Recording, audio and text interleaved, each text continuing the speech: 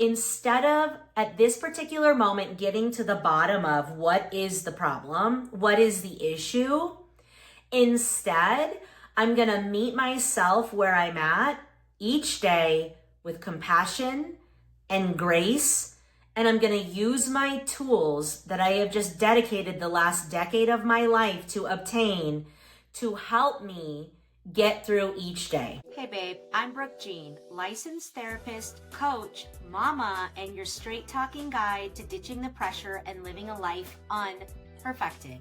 I've coached some of the top C-suite women in America, women leading billion-dollar companies while secretly falling apart. I've been her. I blend psychology, neuroscience, and energetics with lived experience to help high-achieving women actually heal, so that they can access their infinite energy, creativity, and vitality. If you're a perfection-obsessed woman who's checked every damn box, career, family, house, 401k, but still feels low-key dead inside, you're in the right place. Here, we rip off the good girl mask, call out the BS, and build a life that actually feels like yours. We talk healing, we talk revealing, we talk rising, and we do it raw, real, and unfiltered. This is the Unperfected Pod. Hello, hello, hello, my love. Welcome back to the Unperfected Pod, where we normalize normal and find freedom in a life unperfected. I'm Brooke Jean, your host. My brand is Unperfected.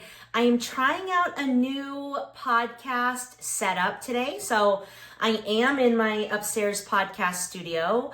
I have the gorgeous mural that my girl Chloe painted of the brand behind me. I'm sitting in the gorgeous mauve swirly swerving chairs. I've got a new microphone, I've got a new camera stand, I've got a light. I feel like I've got all the things. And so let's freaking play.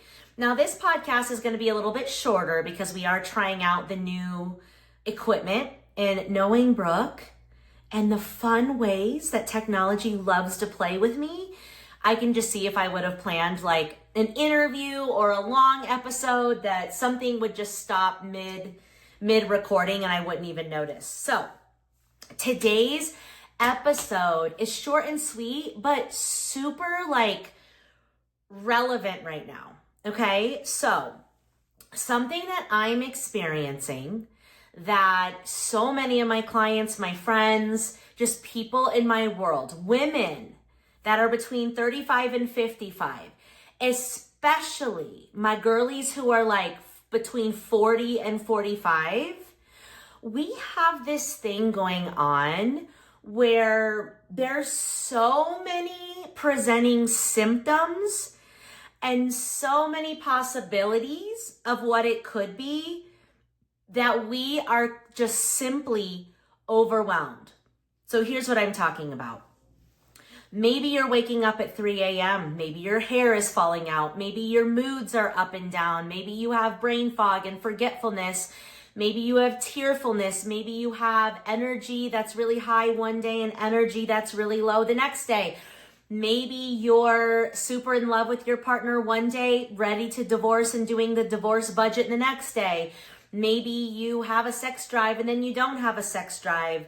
Like there's so many symptoms presenting themselves at the precious and prime age of 44 that when I tell you, I don't know if it's perimenopause, mental health, energy, ADHD, bipolar disorder, and I am dead serious. So because of the symptoms that I'm having, they really could fit under like a mental health condition. They definitely could fit under the perimenopause symptoms. Suddenly I'm seeing all these TikToks and all this information about adult women ADHD. And I'm like, okay, is it just me or is every single one of those symptoms totally relevant in my world? The latest one that I was like, oh no. So I've been realizing that, I've known this for a while now, but I've been realizing that caffeine and coffee doesn't actually lift me up and energize me. It brings me down and weighs me down. And the other day, I'm scrolling on TikTok and I see that coffee doesn't go with ADHD and coffee brings you down and I'm like, okay, well now that's a point for the ADHD comment. And then I will have like extreme mood swings and I'll be like, okay, that's a point for menopause. And then I'll have like extreme mood swings. And I'm like, should I get tested for bipolar disorder? And I don't mean that in like a joking way. I mean that in a dead ass serious. Like, I've been treated for depression and anxiety. Okay.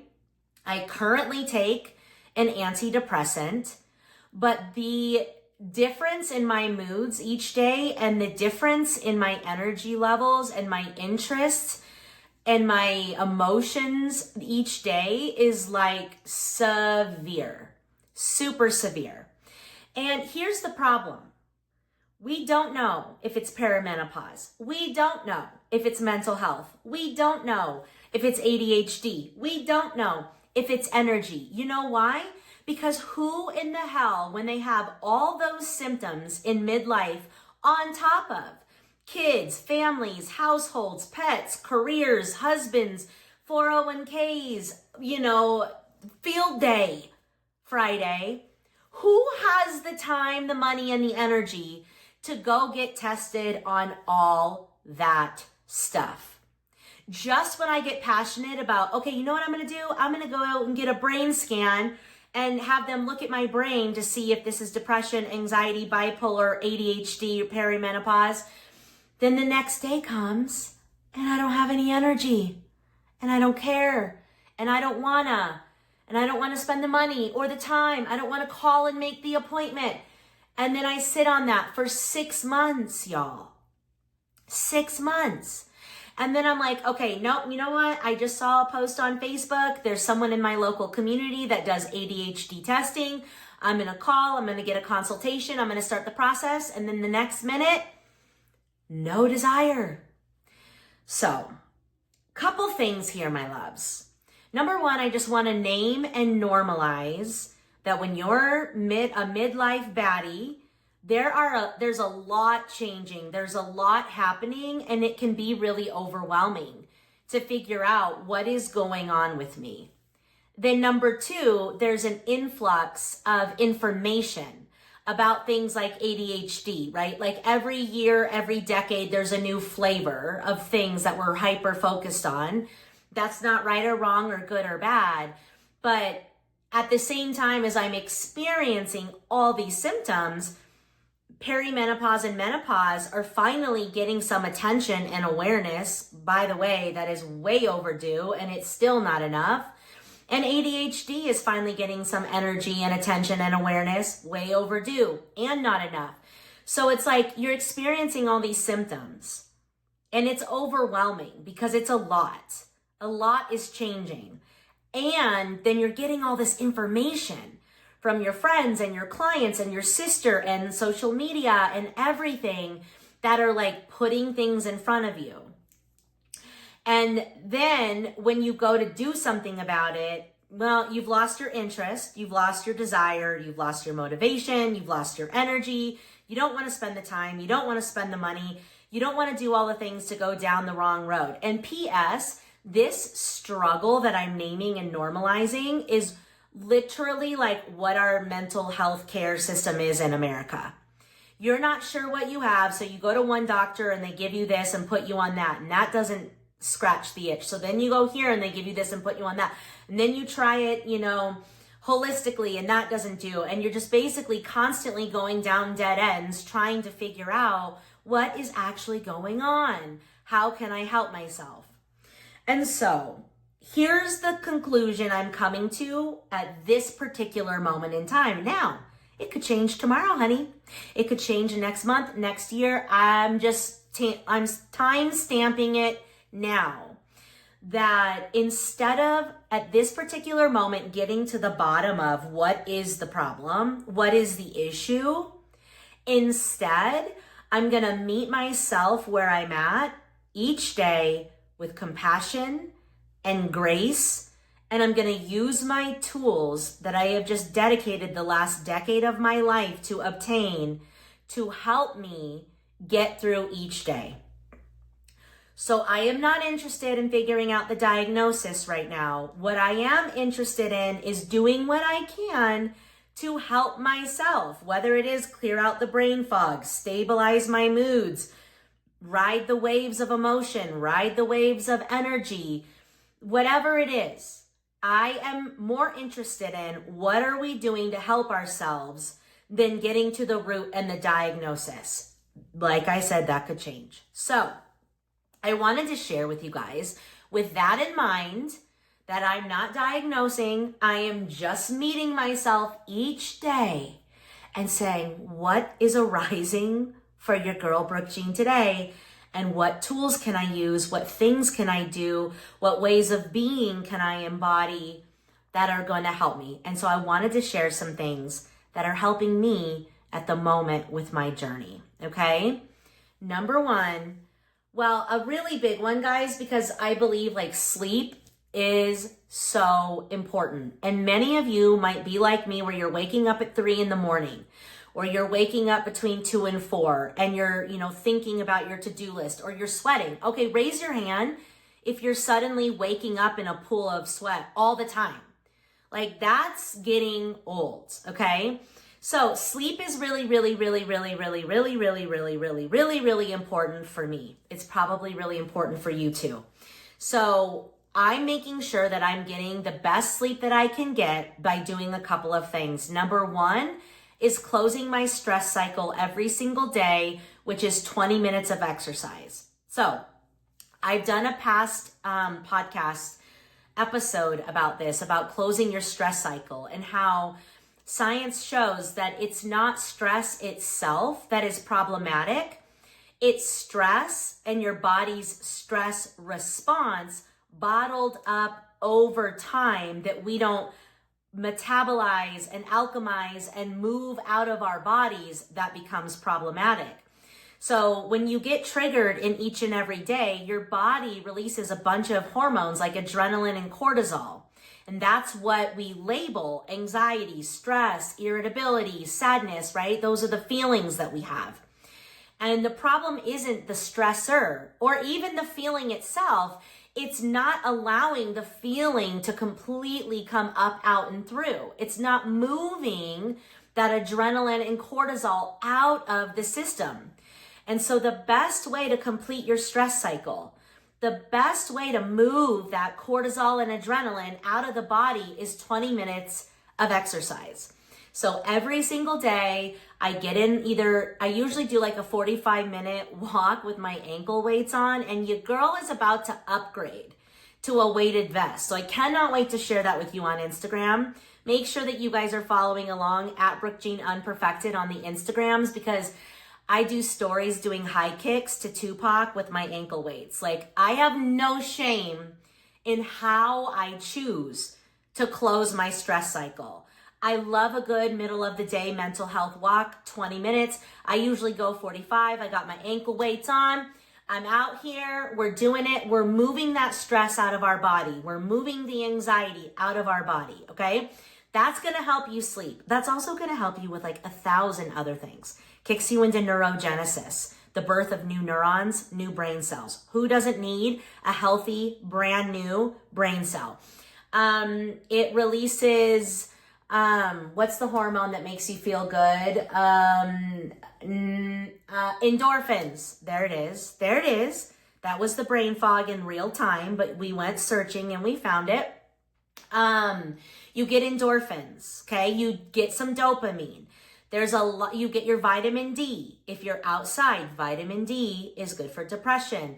You're getting the fresh air and the elements, and you're hearing the birds. We are an animal at the end of the day. Well, we're a soul and a spirit who's wearing this animal suit. But when we are out in nature, that is good for us biologically, physically, mentally, emotionally, spiritually, all of it. So a lot of times people come to me and they say, Brooke, what's the one thing? If I did one thing a day that would help my mental health the most, what would it be? Hands down, a 20-minute brisk walk. where you actually get your heart rate going, because that's going to complete your stress cycle, and it's going to do all of these other things that help you, and it will help you sleep. So I want to get good sleep at night. That is like key to where I'm at in my life right now. So I close my stress cycle, and what else do I do? I have a ritual before bed that I do. It's inconsistent. So I was taking a bath and then stretching, doing red light therapy while I have like my face creams on, but it's been hot lately. So I've mostly just been doing like washing my face and then doing my red light therapy. But the red light therapy helps you with your circadian rhythm. So when you do red light therapy in the morning and at night, you're letting your brain know it's time to wake up, it's time to go to sleep. Now in the morning, I don't want to use the red light. I like to use natural sunlight, and that helps me wake up. So I make sure that I'm getting good sleep. That is essential in my toolbox right now. I have also quit drinking alcohol. That is essential for my sleep and my toolbox. So I move my body every single day. I'm not drinking alcohol. And I do the red light therapy and the morning sunlight to get me into the circadian rhythm of we rise with the sun and we sleep when it's gone, right? So those 3 things I do to help me get good sleep. Sleep is necessary. Whether I have all the things I listed at the beginning of this podcast or not, I need sleep. So sleep is number 1. Number 2 is when I do wake up, I'm very precious with how I start my day. Whether you have mental health or perimenopause or ADHD, your dopamine levels are extremely important. If you are rolling over and you're looking at your phone and you're looking at your email, news, or social media, you are immediately getting robbed of your natural dopamine for the day, and you will find yourself in a deficit for the rest of the day. So I do not look at the news or social media. I do check my text to make sure that I didn't get a text from my adult son, who's, I almost said in college. Oh my God, but he graduated, you guys. Oh, my adult son. I always just make sure there wasn't like an emergency. But then I walk downstairs and I start my morning ritual. You guys have heard me talk about my morning ritual. It is one of the most important things, if not the most important part of my day. It sets the tone for my day. So I come downstairs and I boil my water to make a hot lemon water. I've actually been throwing in some of that high-grade mineral salt. I don't know if that was just like a TikTok impulsive buy or if that's actually doing what they promise it does. But I know that hot lemon water is a great thing to first put into your system to wake your liver up and get your things functioning and start detoxing. But I've been throwing in the mineral salt because apparently it's got, all the things that your body needs. So I get my hot, salty lemon water, which might sound disgusting, but it's actually freaking delicious. And I used to go to my office, but now that it's warmer out, I go to my back patio and I have a whole little meditation spot set up there where it's like my egg swing that my husband got me for Mother's Day. Next to the egg swing is a table that has a bunch of potted flowers. Behind that is this like wooden, what do we call that? Where you could plant flowers. I can't think of what the word is, but it's like a wall divider. Oh, it's on the tip of my tongue. A planter, but it's like a big, big ass planter. It's like 6 feet wide and, 10 feet tall. And that's like a wall divider between me and the rest of our yard and this trail that's on the side of our house that people walk by all the time. And the sun is setting on that side and the sprinklers are going and the birds are chirping. And I take my hot lemon water outside and I do like a 10-minute meditation and then a 10-minute breath work. And I'm basically just like waking up every cell in my body. I'm growing my roots down through the earth. I'm connecting my crown chakra to the stars in the sky, and I'm getting into alignment. I'm turning my attention inward. I'm opening my heart. I'm clearing out the noise of my mind. and I am connecting with the divine of my own understanding. And before I know it, I'm really waking up. I'm starting to feel a little bit better, because I will tell you, even after a great night's sleep, I usually do not wake up in a good mood. I usually wake up in a funky mood. Which problem does that fall under, right? But I force my thoughts to go in a positive direction before I even get out of bed, which I probably should have mentioned because that's actually potent. It's like I wake up and my brain wants to go to something negative, and I immediately draw my brain to think thoughts of the things that I want to manifest in my life. And then I spend a minute visualizing myself having manifested it and embodying it. And that feels really good. And I usually start with, I'm so happy and grateful to be alive. And then that just morphs into more things I'm happy and grateful for. I do all that before I come downstairs. Sorry, I'm a little all over the place. I don't know which category you want to put that one under. So we're doing the morning ritual. It's the hot lemon water. It's the meditation. It's the breath work. It's my date with the divine. It's getting into alignment with who I am, why I'm here. How may I be of service today? Opening my heart, feeling the warmth of the sun, remembering that I'm always supported, that I'm always guided, and that it's enough. Okay? So that morning ritual is imperative. It gets my energy right. It gets me out of my head and into my body. It gets me into the heart of service, which makes me a better wife, mom, therapist, coach, leader, mentor, creator, whatever, right? That's how I start my day. That is essential. Sometimes after that, I journal, but sometimes I create. I tend to download like ideas, solutions to complex problems, answers to questions I've been asking. A lot of times I will receive information in my morning ritual. Why? Because we're slowing down the brain waves and regulating the nervous system, which opens us up to receive information. Okay?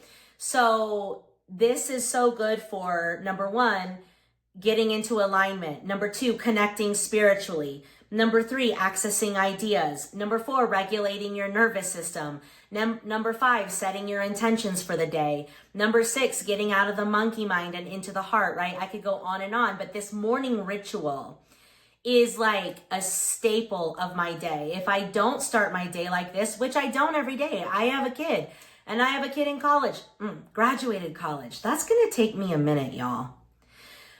So sometimes I can't do my morning ritual right then and there. Sometimes I have to do it a little bit later in the day, but I will tell you, honey, your girl is going to do it later in the day. Point blank, period. So beyond that, in between clients, I go outside, I put my feet in the grass, I look up at the sun and I smile.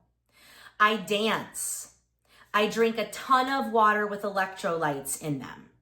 I go on mental health walks. I try to take client calls outside. I try to take client calls standing up. I've been trying to move my body and move energy a lot more so I don't end up being stagnant in my own energy or receiving somebody else's and getting stuck and frozen in it. I like to move things around and through me and cleanse them, flush them out, dance them out, twerk them out, breathe them out, stomp them out, to kind of keep my vessel open and clear throughout the day. Now, throughout the day, I might have different energy levels like peak and fall, or emotions peak and fall. And for that, I'm just building a surfboard. All right? I'm not drinking. I'm sleeping good. I'm doing a morning ritual. I'm moving my body every day. I'm doing meditation and breath work. I'm dancing. I'm laughing. I'm earthing.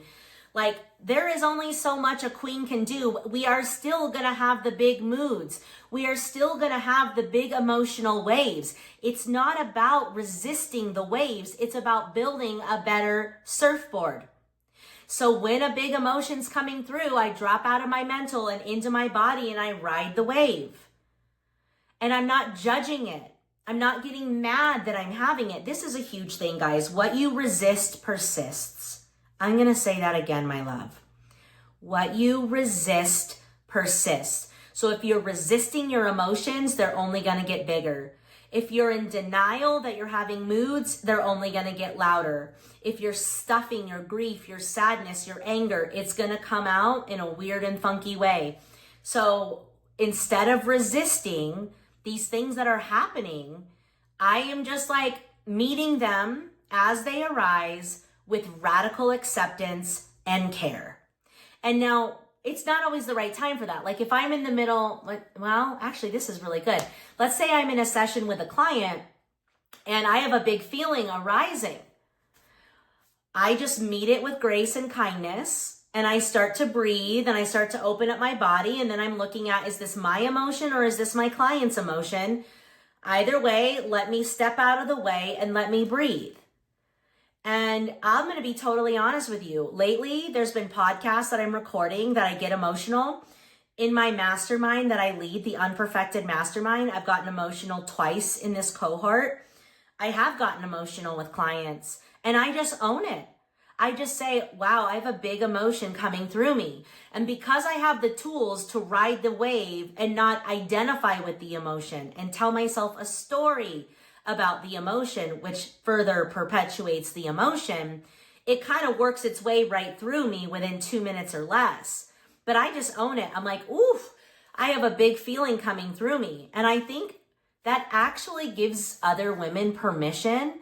Like in real time, I'm showing them what it can look like to let an emotion work its way through you without it totally disrupting whatever the heck you're doing. It's not like I need to stop and cry and snot bubble and all the things and make it all about me.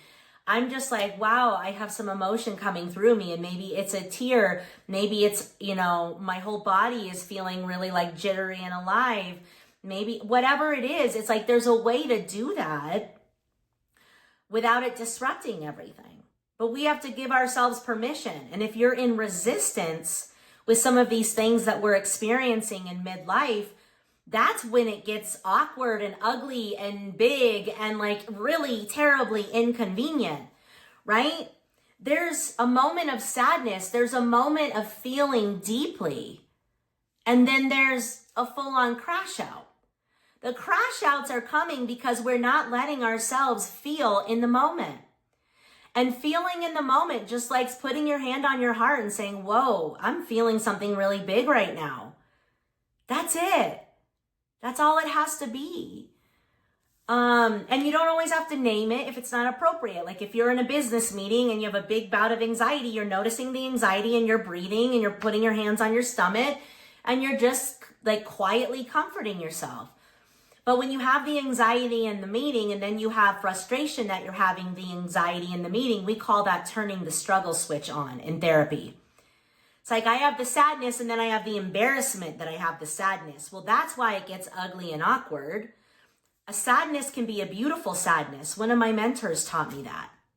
And so anxiety can be anxiety, but anxiety that you're now like embarrassed by or worried about or frustrated with, that's when it kind of morphs into something totally different, right? So build a surfboard.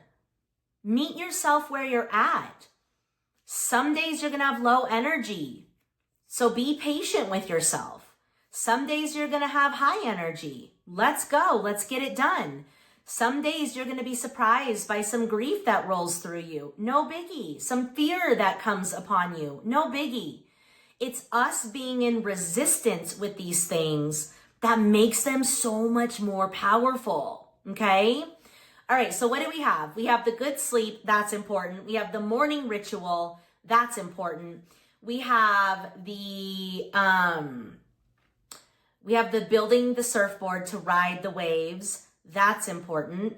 Community, that's another thing that I'm doing right now. So I have women in my life that I get to talk about these things with. That's why I joined the Life Mastermind. I wanted to be around other women who were doing big things in business who are also real and will talk about the real challenges that we face in life, who also have like skills and magic and modalities that we can trade each other with, right? I have a coach. I have a mentor. I have actually 2 coaches, 2 mentors. I have an energy healer, one of the best in the world. Shout out to Rose Magic. I have friends. I talk to my husband. I'm open about feelings with my kids. This podcast, a healthy outlet for me. But community is important. What are those safe spaces where you can talk about perimenopause or ADHD or mental health or, kids going to college or like all of the real life things that we go through? We need safe spaces to talk about these things. Because once you're like out in the world talking about it, you realize, oh my God, I'm not alone. I'm not the only woman who's 44 wondering, is this ADHD, perimenopause, or bipolar disorder? In fact, damn, there's a lot of women experiencing the exact same thing. And sometimes just knowing you're not alone literally takes half of the suffering away. But then you can share stories and you can be seen and heard. And then you can share tips and tricks and, all the things that we try. Supplements, diets, exercises, all the things.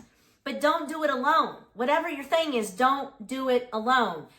Have a group of people in your life. Go to therapy. Have a coach. Have a mentor. Share real things in your community with your like-minded sisters. Go to a dance class. Go to a yoga class. Go to an art class.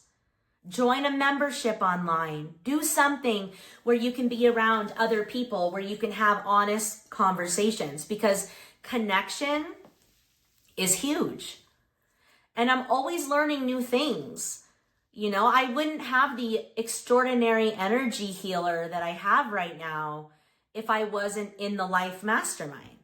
I would have never, I won't say I would have never, but I wasn't doing breath work before I joined the mastermind. Breath work right now, aside from like movement, dancing, walking, those are kind of yoga, hiking, those are my 4 favorites right now. Aside from those, breath work is my go-to right now to basically to alternate my mood and my energy.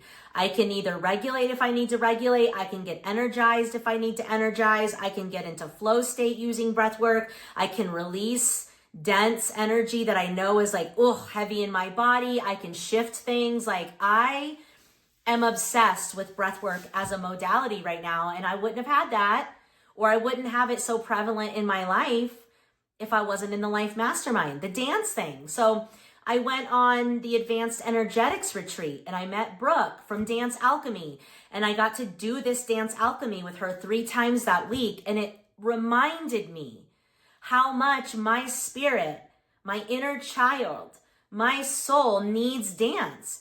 And now guess what? I'm dancing more. And guess what else? Brooke is coming from Costa Rica to Thornton, Colorado to certify me and some other people to be facilitators of Dance Alchemy.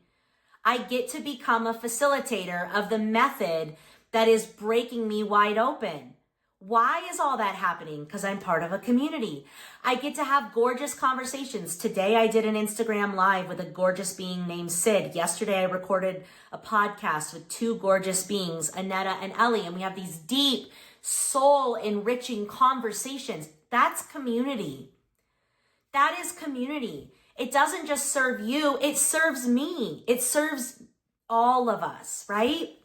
So relationships, connections, intimacy, empathy, those things really matter. Fun, joy, play, and pleasure. Whether it's just watching Survivor with my husband and daughter, or having a fire, or being really present for the graduation party, or my son playing guitar for us, or playing ball with my daughter on the trampoline in the back, laughing at everything. Laughter is so healing. So can we even laugh about the fact that we're 44 and we're waking up in the middle of the night with, a ton of sweat, and we want to be with our partner one day, divorce them the next, and we can't think of that word again, and we have a new wrinkle, a new mole, a new problem today, and a mood swing and multiple, can we at least be playful with it? We have to be playful with it. Does it suck sometimes? Yes. But why do we have to make it so serious? Maybe that's why I'm shying away from getting a proper diagnosis, is diagnoses can feel so serious, and sometimes they're absolutely necessary. You know, there are some things that need a diagnosis and need proper treatment. And some things it's like, it's already taking so much of my energy. If I'm so serious about it and I'm so scared of it and I'm so like, in resistance to it, then I'm giving even more energy. And I don't always want to do that. So it's like, can we laugh about the fact that we have all of these issues? Can we share it with each other and laugh? Can we be silly? Can we look at the ridiculousness that is life right now, motherhood, while also seeing the beauty, the opportunity, the abundance? Okay, that's another one. And I don't care how cheesy you think it is. It's not cheesy. It's gratitude. Your brain wants to focus on all the problems. That's called negativity bias. Your brain has evolved to keep you safe. That's just why we're really flipping good at looking at the problems, what could go wrong, the worst case scenario, all those things, our own flaws. We love to fixate on that. But your thoughts release hormones that we label feelings. So constantly allowing your attention to go on the problems is going to release adrenaline and cortisol that perpetuate the problems. So you know me in the dance that I do. I name and I face the hard shit. We don't spiritually bypass things here. I name it, I face it, I work through it. And then I bring my conscious awareness to the enoughness in the world, the beauty, the opportunity, the abundance. Like when I start my morning outside and that egg swing and the birds are chirping and the sunlight is hitting me, I'm like, I am so turned on and turned up in that moment, just overwhelmed by the beauty that is life and Mother Nature. And it's really important that we go out of our way to notice that, and not just notice it, but like soak up every ounce of it. Juice that beautiful moment. Juice the laughter. Juice the look in your kids' eyes. Juice story time. Juice snuggling with your partner. Juice making the meal. Juice going on your walk. Juice sitting with your clients. Like we have to juice the good to counteract the hard. And so gratitude isn't just a checklist. It's not just a corny, popular thing that we do. It is a conscious decision to look for the beauty and to squeeze the juice out of it, because it's here and it's always present. And what you give attention to grows. So if all we do is focus on the problems grow. If all we do is focus on the beauty grows. Now we can't just have one or the other. We can't only focus on the beauty and just pretend like we're not going through perimenopause or whatever. We are going through some things. Life can be hard. There's a lot of people suffering right now. We're not ignoring that. But we're also not getting so fixated on that we forget that like we're alive today. Our lungs are still breathing fresh air. We are still drinking clean water, right? We have a roof over our head. We have a family that loves us. We have children to tend to. We have blue skies to look at. We have music to dance to. We have a body that can still move in whatever capacity it can move in. We have brains that still work in whatever capacity. Do I sometimes feel like I'm functioning at 50% with all these symptoms? Yes. But what I also know is true is it's enough. It's enough. Especially if we're all going through it together. I don't need to be operating at 110% every day. I can operate at 20 today and 110 tomorrow and 80 the next. And right, I'm still showing up for myself, my life, my family, my clients, my mission, the best I can. But I meet myself and the arising with radical self-acceptance. And I use my friggin' tools. And the rest is enough. The rest is enough. Do I wish that I was sharper right now? Yes. It drives me nuts that like some days I literally cannot even like record a podcast because I just am not sharp enough to recall the information that I want to talk. Right now, as I'm recording this podcast, I would say that I'm only at 60%. I feel a little fuzzy. But 60%, I'm like, yeah, it's gonna be good enough today. I mean, I created a brand that gave me permission to be at 60%. But there's always gonna be that perfectionist, protective part of me that wishes it was different.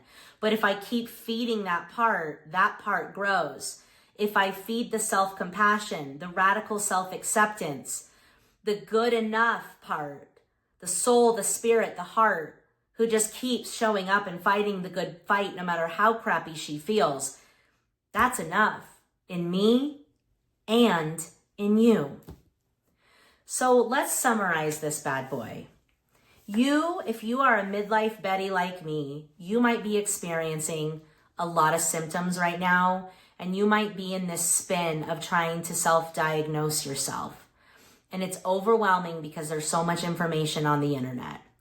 And instead of fixating on that or spinning out about that, if you're not ready to take the step and get a diagnosis or meet with a practitioner or whatever, come with me as we focus on taking care of ourselves in the moment instead. And now, I'm not against going to the practitioners and getting a diagnosis at all. Not even 1% of me is against that. I keep telling myself I'm going to go to a functional med doctor, and then I'm going to go to a brain doctor, and then I'm going to get to a psychiatrist, and now I'm going to get an ADHD. And it's like, bro, I am just surviving one day at a time with my homies. And so then it's like, I don't want to shame myself for that. I don't want you to shame yourself for that. So that's where I'm like, okay, well, I'm clearly not going to that doctor I promised myself. So instead, what I'm going to do is meet my symptoms with love and compassion. And I'm going to use the tools that I've dedicated my life to gather. And I'm going to share them with you because I love you like that. I love you like that. Now, my tools might not be the best fit for you. It's not about my formula is your formula. It's about trying different things and creating your own unique formula. I need good sleep. I need a morning ritual. I need self-care practices, energetic hygiene, emotional, somatic practices, mindfulness practices. I need movement. I need music and dance. I need nature. I need laughter. Those are medicine for me and my unique makeup. But your beautiful, unique makeup gets to be different for you. And that's a gorgeous thing.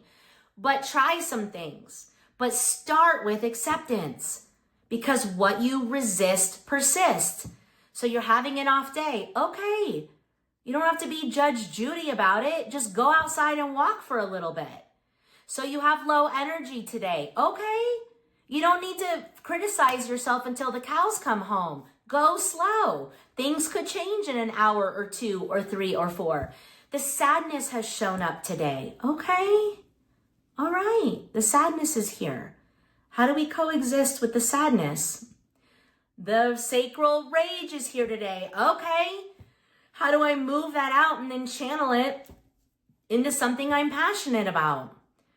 But it's all about like meeting yourself minute by minute, hour by hour, meeting the arising with self-compassion and then taking aligned action to help yourself. And sometimes it's really hard to do that. In which case, you just hold on for dear life and you remember that you've come out of the depths of hell before. So there are days when I don't have the energy to use my tools. And those are the days that I just hang on. But I remind myself, I've gone through the depths of hell before and I always come back up. I've had really depressed days. I always come back up. I've had really mental struggling days and they always dissolve. Like, that's the duality of life. And so if I know that I always come back up, then sometimes I just hold on and I wait for the next day to see if the next day is better. That's a beautiful practice as well. Whatever is true for you gets to be enough. That's really what Unperfected is about. It's like, what is true for you? What is authentic? Do we still want to show up for ourselves in our lives? Yes. But the way in which we do that gets to look and feel a little bit different each day, especially when we're midlife and we have these mood swings. I'm not going to be fake and pretend I'm always up. I am not going to, buy into my monkey mind and let it also drag me all the way down into the depths of hell and make me second guess every life choice I've ever made. Like, I am just going to meet myself and the arising day by day, minute by minute, use the tools the best that I can, and trust that it's enough and be nice to myself along the way. And that is my message and suggestion for you. So take one thing from this conversation, my love, put it back into your toolkit, utilize it every day for 30 days to see how you feel before and after.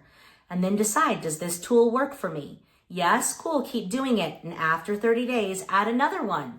No, it doesn't. Let's try a different tool.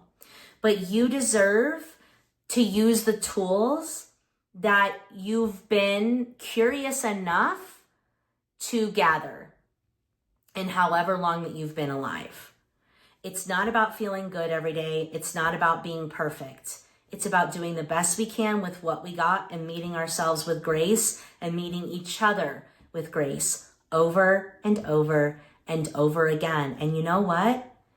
We still get to build a beautiful life, living our life like that. Totally imperfect. Some days are a slam dunk. Other days are a step backwards. Some days you get it all done. Others you get none done. Some days you're feeling courageous and you put yourself out there. Other days you hide. You can do all of that and still move forward in your life, still co-create a life of your dreams. Because all the energy that you were spending to do it a certain way, to always be up, to always be happy, to always be ambitious, to always be driven, to go and care so much about what it looks like, all that energy that you get to gain back when you let that go, you can pour into using your tools to do your best today. And I promise you, that is beautiful. That is the work. That is more than enough. And you can have a gorgeous life living messy, just like this. All right, you beautiful beings, that's my message for today. I love you all so much. Take care of yourselves and there for each other. And I'll see you same time, same place next week. Bye for now. Hey boo, if you made it this far, I know you're serious about healing, revealing, and rising, living a life unperfected. Just by showing up, you're telling the universe, I matter, I'm ready. So don't be surprised if things start shifting in your favor. If this episode moved you, do me a favor, rate and review the podcast on Apple or Spotify. It helps us reach more high-achieving, high-performing women who are ready to stop pretending and start living. And if something really landed, DM me on Instagram at Brooke Jean Unperfected or share a clip and tag me. I want to see what's moving through you.